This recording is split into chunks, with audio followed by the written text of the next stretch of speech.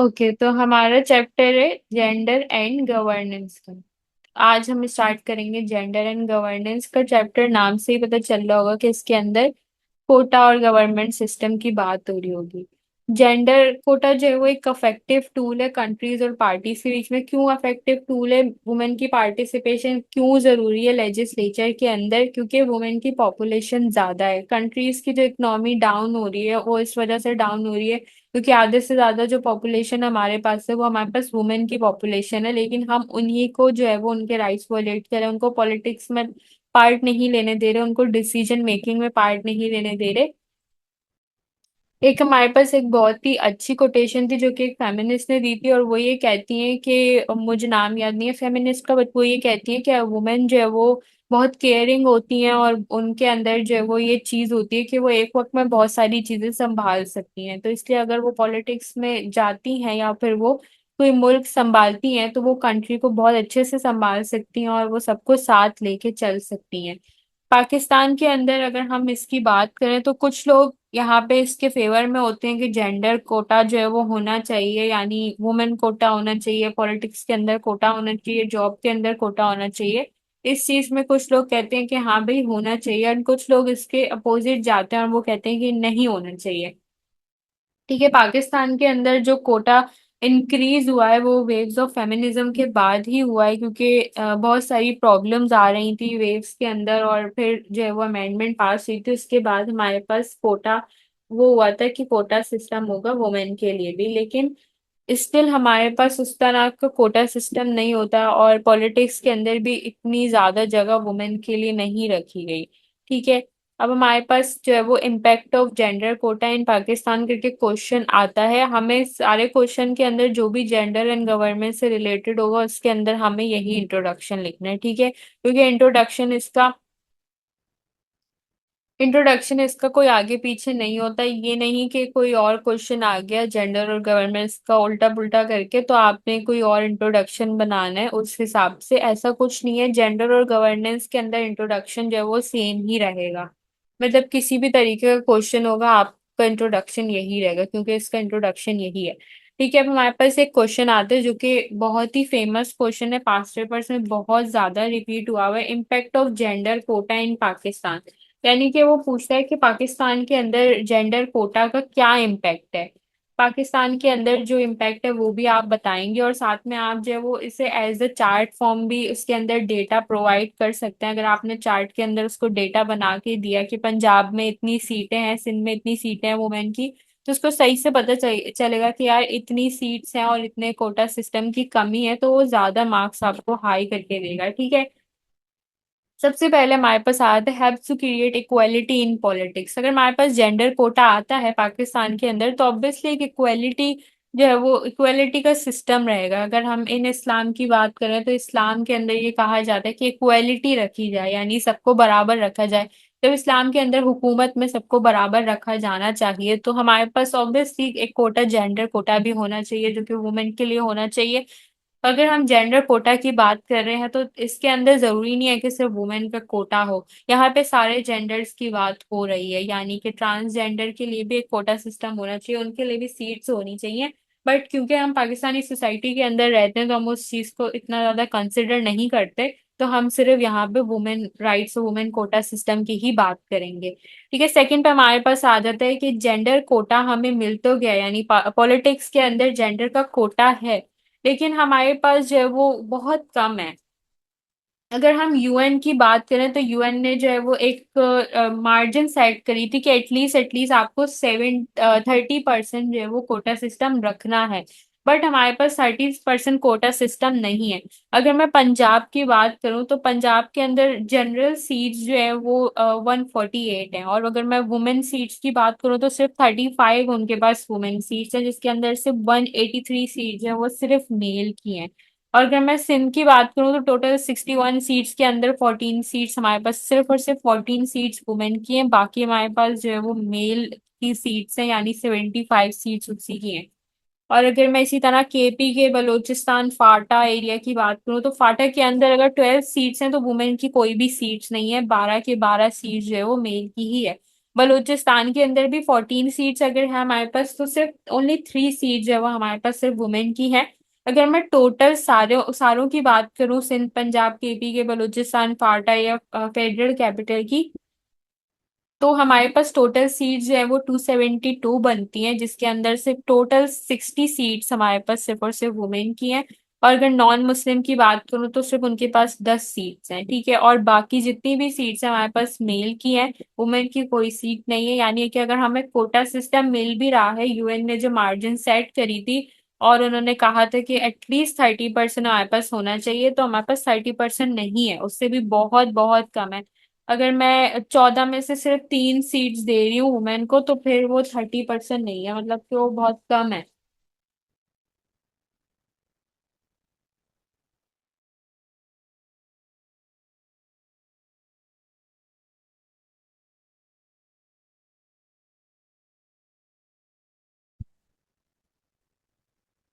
ठीक है, थर्ड हमारे पास आ जाता है, women elected are more loyal to the parties than voters.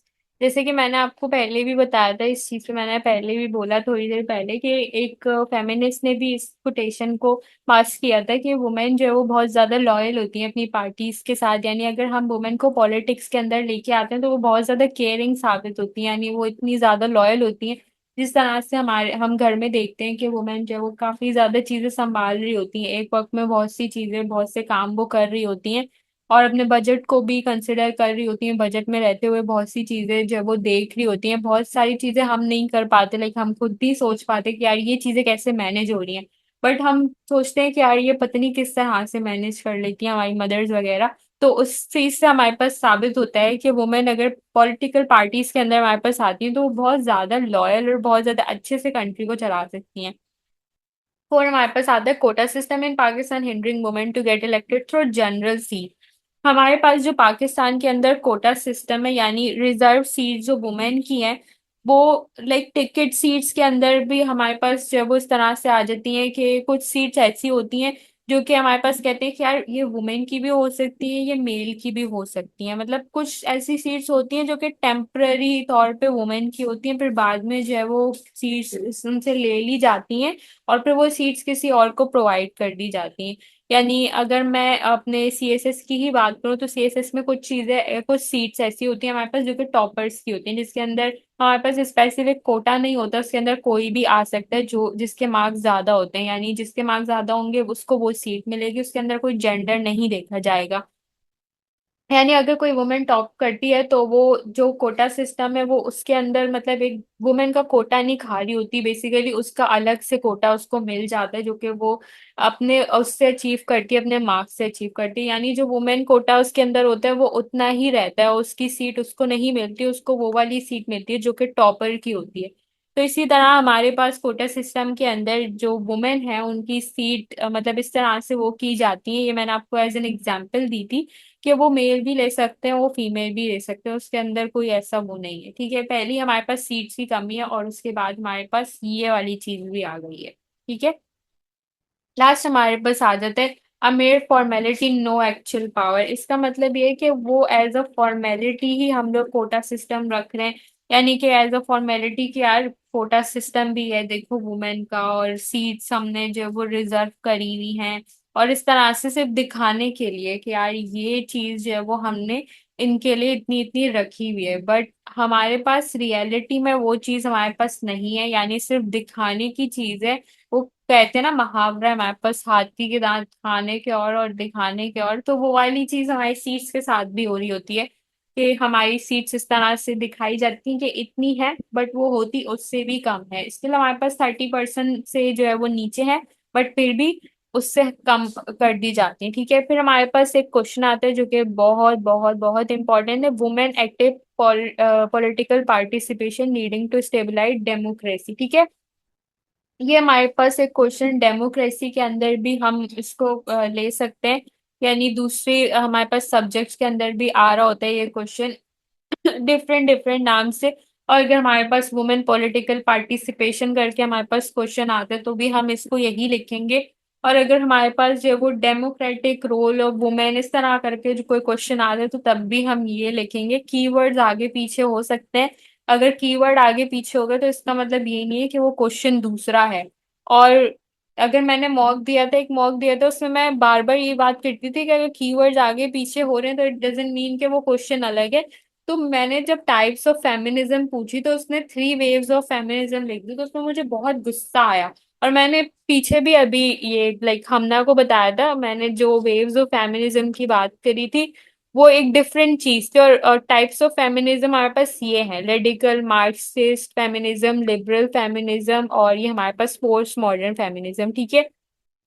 और क्योर थ्योरी ये हमारे पास, और हमारे पास ये साइकोएनालिटिक फेमिनिज्म, ये हमारे पास थ्योरी करके भी आती है, हमारे पास टाइप्स भी हैं। यानी अगर मैं कोई क्वेश्चन आपसे करती हूँ ना कि मुझे टाइप्स बताएं फेमिनिज्म की, तो आपने मुझे वेव्स नहीं बतानी। वेव्स जो है वो चेंज और एक लहर को कहते हैं, टाइप्स जो है वो बहुत डिफरेंट चीज है, ठीक है। अगर आपने उसको टाइप्स की जगह वेव्स बता दी ना तो फिर आपको प्रॉपर जीरो मिलेगा, जो कि मैंने भी जीरो ही देना था उनको, लेकिन मुझे थोड़ा रहम आ गया इसलिए मैंने दिया नहीं। लेकिन मैं अंडा ही दूंगी आपको अगर आपने कोई ऐसी हरकत की मॉक में। ठीक है, वुमेन एक्टिव पॉलिटिकल पार्टिसिपेशन की यहाँ पे बात हो रही थी। हमारे पास टू स्कूल ऑफ थॉट्स हैं, यानी हर चीज में हमारे पास ना दो स्कूल ऑफ थॉट्स होते हैं। आधे लोग कुछ और कह रहे होते हैं और आधे लोग जो है वो कुछ और कह रहे होते हैं। टू स्कूल ऑफ थॉट्स इस तरह से है कि पहला स्कूल ऑफ थॉट जो है वो इंस्ट्रूमेंटलिस्ट है, ठीक है। वो क्या कहते हैं कि वुमेन जो है वो अगर हमारे पास पॉलिटिक्स के अंदर आती हैं तो वो बहुत ही एक पीस और हार्मनी क्रिएट कर सकती है, उससे एनवायरनमेंट बड़ा अच्छा हो सकता है। क्योंकि वुमेन जो है वो उनकी नेचर केयरिंग होती है और वो एक तरह से पीस लेके आ सकती है, वो सबको लेके चलती है। वो किसी को ये नहीं कहती कि यार मैं इससे आगे चले जाऊं या इसको जो है वो इसके राइट्स वायलेट होने दूं। उनके अंदर एक बहुत ही पीस और केयरिंग सा एक एलिमेंट होता है, उनके अंदर मदरहुड होता है, तो इसलिए वो सबको लेके चलना चाहती हैं। ठीक है, सेकेंड स्कूल ऑफ थॉट हो जाता है हमारे पास इंट्रिंसिक। इसके अंदर हमारे जो स्कूल ऑफ थॉट है वो ये बिलीव करता है कि जो वर्ल्ड पॉपुलेशन है वो आधी तो वुमेन की ही है। तो अगर हम आधी पॉपुलेशन जो वुमेन की है और हमें उसको संभालना है तो हम सिर्फ मैन के थ्रू उसको नहीं संभाल सकते। यानी कि अगर हमें आधी आधी से ज्यादा पॉपुलेशन वुमेन की है तो जाहिर है हमें वुमेन चाहिए होंगी पॉलिटिक्स के अंदर ताकि हम उनको अच्छे से ट्रीट कर सकें। ठीक है, सेकेंड हमारे पास आता है gender equality strengthening democracy. Gender equality होगी तो ही हमारी डेमोक्रेसी अच्छी होगी, ठीक है। वो किस तरह से होगी, अगर हम जो है वो इक्वालिटी लेकर आते हैं। जैसे मैंने आपको बताया कि यूएन ने सेट किया हुआ था 30%, बट हमारे जो नेशनल पार्लियामेंट है उन्होंने 23.5% ही अचीव किया। उसके अंदर भी वो जो है वो घपला कर रहे होते हैं, कभी कह रहे होते हैं कि नहीं ये सीट रिजर्व है और ये दोनों की सीट्स हैं और इस तरह करके। तो हमारे पास जेंडर इक्वालिटी नहीं है, यानी कि बहुत ज्यादा डिस्क्रिमिनेशन चल रहा है पॉलिटिक्स के अंदर। वैसे ही लोग मेल ही आपस में लड़ रहे होते हैं सीट्स के लिए, तो वो फीमेल को क्या सीट देंगे, वही आपस में इतना ज्यादा लड़ रहे होते हैं। इसलिए हमारे पास डेमोक्रेसी की बहुत ज्यादा कमी है, ठीक है। और अगर हमारे पास वुमेन वोट देने जाती है तो उनके पास भी ज्यादा ऑप्शन मेल के ही होते हैं। तो अगर कोई वुमेन आती है हमारे पास पॉलिटिक्स के अंदर तो हमारे पास भी एक ऑप्शन आ सकता है कि यार फीमेल है तो हम फीमेल को सपोर्ट कर सकें या उनको वोट कर सकें, क्योंकि हमें पता है कि हम जो बात फीमेल को कर सकते हैं और वो हमारे राइट्स किस तरह से फॉलो कर सकती हैं, इस तरह से मेल नहीं कर सकते। थर्ड हमारे पास आता है more women in politics lead to gender responsiveness to citizens need. वही वाली बात की, जब हमारे पास ज्यादा वुमेन होंगी ना पॉलिटिक्स के अंदर तो वो हमारे पास जेंडर रिस्पॉन्सिवनेस क्रिएट कर सकती हैं। यानी कि उनके अंदर ऐसी चीज होती है, उनके अंदर ऐसा एलिमेंट होता है कि वो सबको लेके चलना जानती है, यानी बहुत रिस्पॉन्सिबल होती हैं वो, सिटीजन्स की नीड्स को जानती है। क्योंकि हमारे पास एक साइकोलॉजिकल थ्योरी के अंदर भी ये कहा जाता है कि वुमेन को साइकोलॉजी ज्यादा अच्छे से पता चल जाती है किसी की भी, क्योंकि वो ज्यादा अच्छे से ना प्रिडिक्ट कर लेती है किसी भी खतरे को। क्योंकि जब हमारी मदर्स होती हैं वो ऑब्वियसली, जब हम छोटे बच्चे हुआ करते हैं, जब हम न्यू बॉर्न बेबी हुआ करते हैं, हमें कुछ चाहिए होता है तो हम ऑब्वियसली बोलते नहीं थे कि हमें ये चाहिए, बट स्टिल उनको पता होता है कि नहीं इसको ये चाहिए, इस बच्चे की ये जरूरत है। और बहुत सी ऐसी चीजें होती हैं जो हमारे पास वुमेन को फील हो जाती है, उनको साइकोलॉजिकली जो है वो पता चल जाता है कि इस बंदे ने ये एक्ट किया है तो उसको इस चीज की जरूरत होगी या इस चीज की नीड होगी। तो वो डिफरेंट डिफरेंट बच्चों को देख के भी मशवरे दे रही होती हैं कि इस बच्चे के साथ ऐसा हो रहा है तो इसको इस चीज की जरूरत होगी या इसको इस तरह से ट्रीट किया जाए तो बहुत सारी चीजें होती हैं जो कि वुमेन के अंदर होती हैं, तो वो बहुत ज्यादा नीड्स को जो है वो सिटीजन नीड्स को फॉलो कर सकती हैं और बहुत ज्यादा जो है वो चेंज ला सकती हैं कंट्री के अंदर, अगर हमारे पास वुमेन की पॉलिटिक पार्टिसिपेशन हो। ठीक है, फिर हमारे पास आते हैं elected women more likely to work across party lines. ठीक है, हमारे पास जो पाकिस्तान के अंदर जो सिक्योर सॉल्यूशंस हैं, हमारे पास जो वुमेन इलेक्टेड होती हैं, जो हमारे पास वुमेन जो इलेक्टेड होती हैं पॉलिटिकल पार्टीज के अंदर, वो बजाय पॉलिटिक्स के अंदर काम करने के उल्टा दूसरी चीजों में इन्वॉल्व होती हैं। जैसे हमने अपने टॉक शोज के अंदर देखा था कि मतलब कोई वुमेन होती है, वो कभी किस पार्टी में होती है, फिर वो किस पार्टी में चले जाती है। तो हमारे पास तो बिल्कुल उल्टा सीन हो रहा है। लेकिन हमारे जो वैसे हम बात करें वुमेन की, तो अगर हम वुमेन को इलेक्ट करते हैं पॉलिटिक्स के अंदर, तो वो बहुत ज्यादा जो है वो हमारे पास पॉलिटिक्स के अंदर अच्छे से काम कर सकती हैं, क्योंकि वो बहुत ज्यादा लॉयल होती हैं। अगर हम अपने पाकिस्तान की बात करें, तो हमारे पाकिस्तान के अंदर जो पॉलिटिकल वुमेन्स है वो इतनी ज्यादा लॉयल नहीं है। कभी वो किसी की साइड ले रही होती है, कभी वो किसी की साइड ले रही होती है, यानी उनका खुद खुद का ओपिनियन और खुद का पर्सपेक्टिव नहीं हो रहा होता। और कभी कोई सिचुएशन ऐसी आती है जिसके अंदर उनको बोलना होता है, या कोई उनकी जो पॉलिटिकल पार्टी है वो डाउन हो जाती है, तो वो फौरन से पीछे हट जाती है। मतलब वो कहती है हम तो इस पार्टी में है ही नहीं, मतलब हम कौन सा इस पार्टी में, हम तो इस पार्टी को छोड़ चुके हैं, मतलब सबसे पहले वही छोड़ती हैं। और उसका रीजन ये होता है, इसके पीछे बहुत ज्यादा चीजें चल रही होती हैं कि वो वुमेन होती हैं, तो उनके साथ ऑब्वियसली बहुत सारे मसले होते हैं जो कि वो पीछे से कर रहे होते हैं, कि यार वुमेन को हिरास करना, उनको धमकियां देना कि भाई हम आपके साथ ये कर देंगे वो कर देंगे। तो डिफरेंट चीज है जो कि हमारी कंट्री में चल रही होती है। बट कंसिडर ये किया जाता है कि अगर हम वुमेन को पॉलिटिक्स के अंदर डालेंगे, यानी किसी पॉलिटिकल पार्टी के अंदर लेकर आएंगे, तो वो ऑनेस्टी के साथ जो है वो काम कर रही होंगी और अपनी पार्टी के साथ लॉयल रहेंगी। लास्ट हमारे पास आता है women help to secure lasting peace. यानी कि वुमेन जो है वो बहुत ज्यादा अच्छे से सिक्योर और पीस को जो है वो डेमोक्रेटिकली जो है वो लास्ट कर सकती हैं। जैसे हमारे पास मैं बात करूं एग्जाम्पल की, तो हमारे पास डिफरेंट कंट्रीज होती हैं जो कि आपस में लड़ रही होती हैं। यानी कि जो जैसे हम इंडिया पाकिस्तान की ही बात करें, कि कब से जो है ना लड़ाई चले जा रही है चले जा रही है, यानी कि दो ममालिक आपस में लड़े जा रहे हैं। अगर हम वुमेन की पॉलिटिक्स की बात करें, तो दोनों अगर मुल्क के अंदर वुमेन पॉलिटिक्स आ जाए और दोनों जो है वो उनके अंदर दोस्ती हो जाए, तो वो बहुत ज्यादा लंबे अरसे तक उनकी दोस्ती चल सकती है और वो जो है वो बहुत अच्छा पीस लास्ट कर सकती हैं। बट अगर हम बांग्लादेश में देखें, तो हमारे पास जो है वो एक बहुत अच्छी वो थी प्रेसिडेंट, जो क्या नाम था खैर उनका,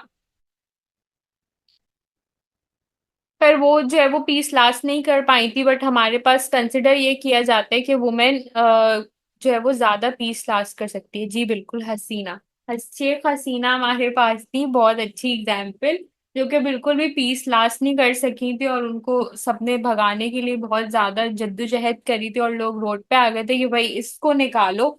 तो हमारे पास डिफरेंट डिफरेंट एग्जाम्पल हैं जिसकी वजह से लोग डीमोटिवेट हो जाते हैं और फिर कहते हैं कि यार वुमेन जो है वो नहीं, इसको नहीं लेके आओ, वुमेन जो है वो इस तरह से नहीं संभाल सकती। बट हम एक की वजह से सबको जज कर रहे होते हैं, क्योंकि हमारे पास इतनी अच्छी एग्जाम्पल्स हिस्ट्री में रही नहीं है, और अगर अभी भी हम देखें तो अभी भी कुछ खास हमारे पास एग्जाम्पल नहीं है। और हमारे पास जो हमारी पाकिस्तान की जो वुमेन है, अगर हम टॉक शोज की बात करें, तो वो इतने बुरे तरीके से वो लोग लड़ रही होती हैं, तो हम कहते हैं कि यार इसको बंदा अगर ये पॉलिटिक्स में आ भी जाए, तो इसको हम वोट दे के क्या करेंगे, तो हमेशा झगड़े ही डालते रहेंगे। तो बहुत सारी चीजें होती हैं जो हमें डिमोटिवेट कर रही होती हैं, जिसकी वजह से हम वो स्टेप नहीं ले रहे होते।